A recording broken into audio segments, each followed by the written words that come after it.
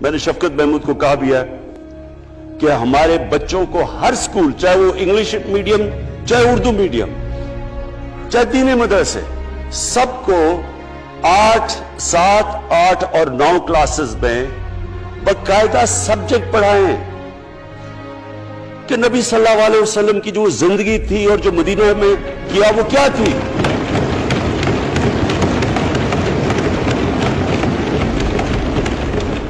تاکہ ان کو پتہ چلے کہ اس ملک کا مقصد کیا تھا.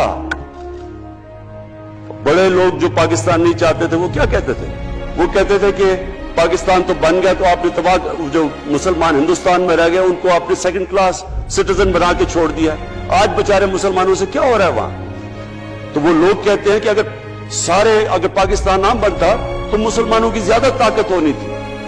ایک ہندوستان میں اس طرح مسلمانوں کا برا حال نہیں ہونا تھا جو آج ہے.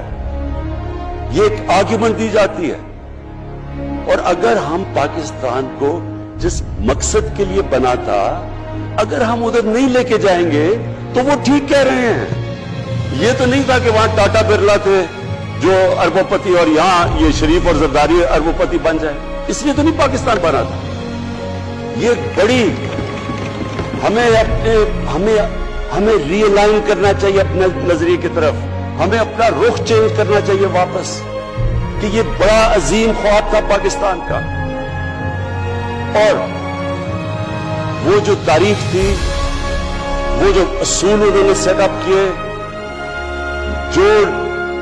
جن لوگوں کی حیثیت ہی نہیں تھی، یہ تاریخ کا حصہ ہے کہ اس کے بعد انہوں نے دیکھتے دیکھتے 15، 20، 30 سالوں کے اندر دنیا کی امامت کی. صرف امامت ہی نہیں کہ وہ تو منگولیوں نے بھی دنیا بڑی جلدی سے فتح کر لی تھی. چنگیز خان نے بھی بڑی جلدی اس کی فوجوں نے فتح کر لی تھی. 100 سال کے بعد وہ ختم ہو گئے تھے. انہوں نے ایک دنیا کی عظیم سیویلائزیشن، جو ٹاپ سائنٹسٹ تھے، سارے دنیا کے ٹاپ سائنسدان، ایک عظیم کلچر. اور سب سے بڑی بات جو میرا آج میں یہ کہنا چاہتا ہوں، انہوں نے اخلاقیات، ایک اخلاقی، ایک مورل سٹینڈرڈ سیٹ کی دنیا میں. جب مسلمان گئے انڈونیشیا اور ملیشیا، وہاں تو کوئی مسلمان کی فوج نہیں گئی، وہاں تو کوئی تلواروں سے نہیں فتح کیا. مسلمان تاجروں کا وہاں کردار دیکھ کے لوگ حیران ہو گئے کہ یہ کون لوگ آئے ہیں جو بالکل ان کی مورالٹی ایسی، نہ وہ کوئی دغا بازی کرتے تھے، نہ وہ کوئی دھوکہ دیتے تھے، اپنی زبان پہ کھڑے ہو جاتے تھے. لوگ ان سے امپریس ہو گئے کہ کون سی قوم ہے. دیکھیں اسلام ایک، ہم غلط فہمی میں ہیں، یہ سمجھتے ہیں کہ جی تلوار سے اسلام پھیلا تھا.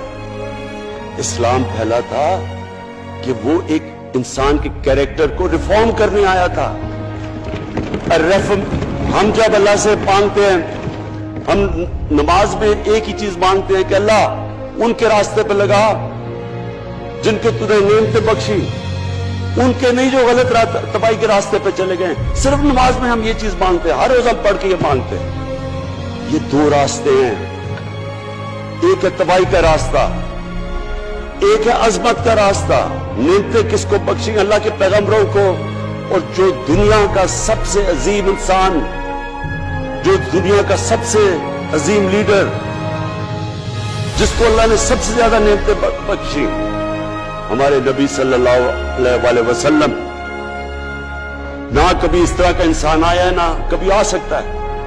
تو ہمیں راستہ بتایا کہ ایک ان کا راستہ ہے اور ایک دوسرا راستہ ہے، تباہی کا راستہ ہے.